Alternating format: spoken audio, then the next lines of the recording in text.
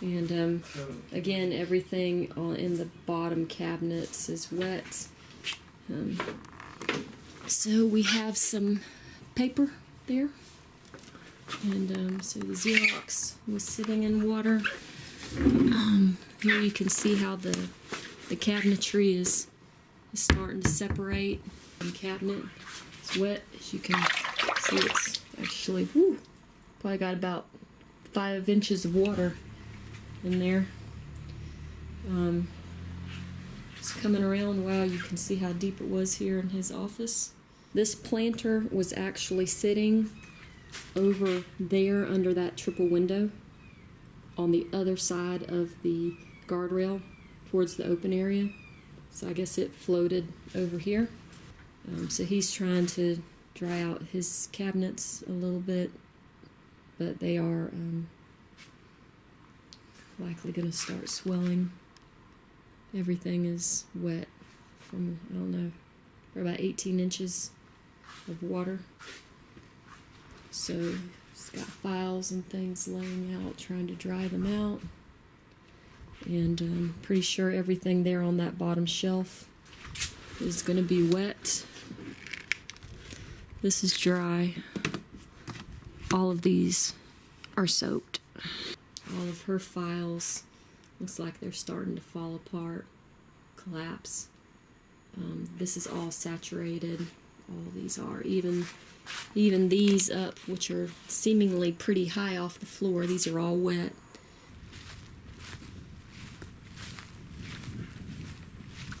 Got some damage. Again, that's 8116.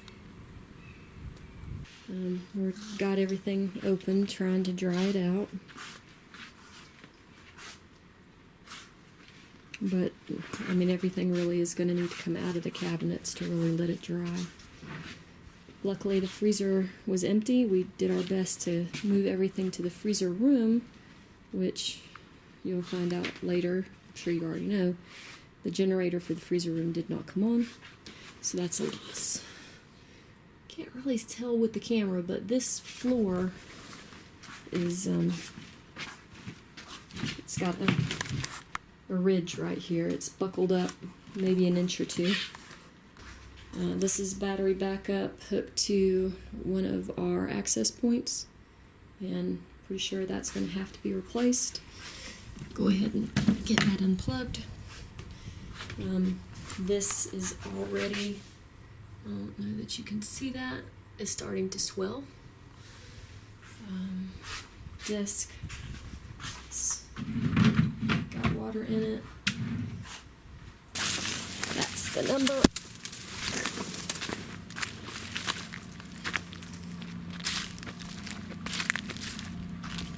And there you have the soil forage lab and the cattleman's conference room, which we'll go into next. Again, just looking around at these other buildings.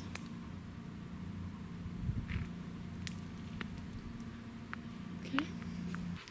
This is the wildlife lab.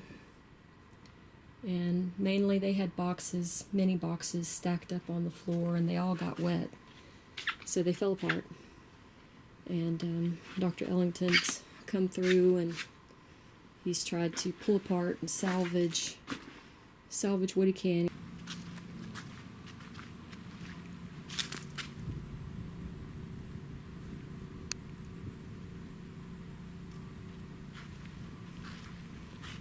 Here you can see how high the water got, pretty good, by that pillar there.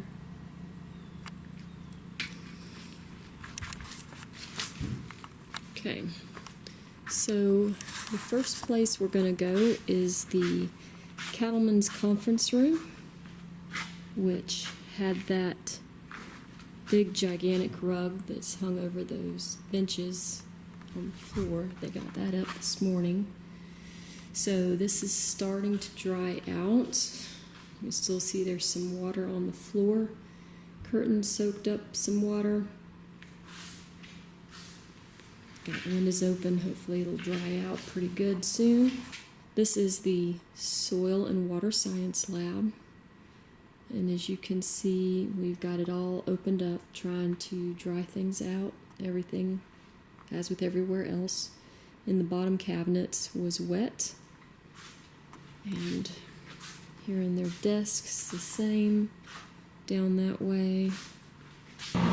This is the graduate student residence, building 8154.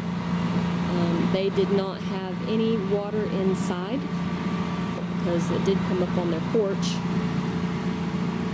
but they did not get inside the house. So here we have the north side of the building. And they have a generator going. This is a greenhouse. Not sure exactly where that was before the storm. It's been displaced, definitely. Not sure. Looks like maybe it just washed out under it. Not sure. They've got it turned off. So, greenhouse portion. Amazingly structure. Looks okay. I see that high water mark there around the perimeter.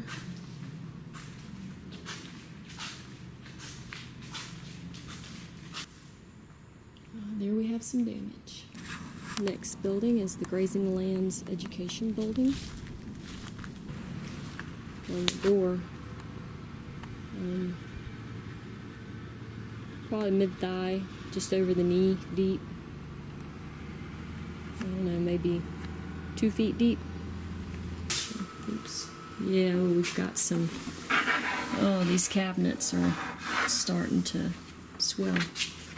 Oh my goodness gracious. Oh Lord, look at that. That's bad.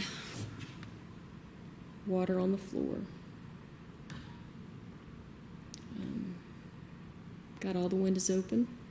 Inside the building seems okay, other than the water on the floor. Drying out some historical documents from Dr. Sellers' office. Trying to dry them out. As well as, these are books from the bookshelf up front here. This whole bottom row of books was saturated and swelling, so we pulled them all away. All the carpet's wet. And here in the podium on the bottom, we have some sound equipment. The amplifier, I believe, is what's sitting on the bottom, and a battery backup, and a power strip. All of that was submerged. I had quite a bit of water sitting here. Generator on the back side beyond the air conditioning unit was for the freezer room. Due to water, it did not come on. Okay, so here we have this tree down on the house, and it looks like it has busted a window. I don't know, I'm afraid. Yeah, it's pushed in the wall, and the window's impacted.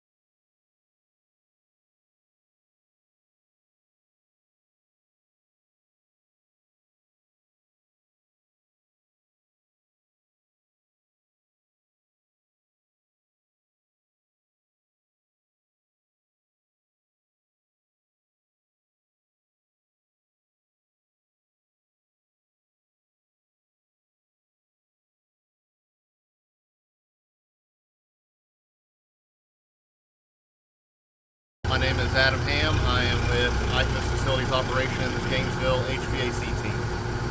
My name is Seth Crosby. I work for IFAS FPO out of Gainesville, and I do HVAC. Clarence Gillette from Gainesville, Florida, maintenance mechanic. David Witt, maintenance journalist 3 from Gainesville, Florida. Jeff Mason, Gainesville, Florida, plumber helper. Stephen Beverly, Gainesville, Florida, maintenance journalist 1. Scott Dobbins, maintenance journalist 1, Gainesville, Florida.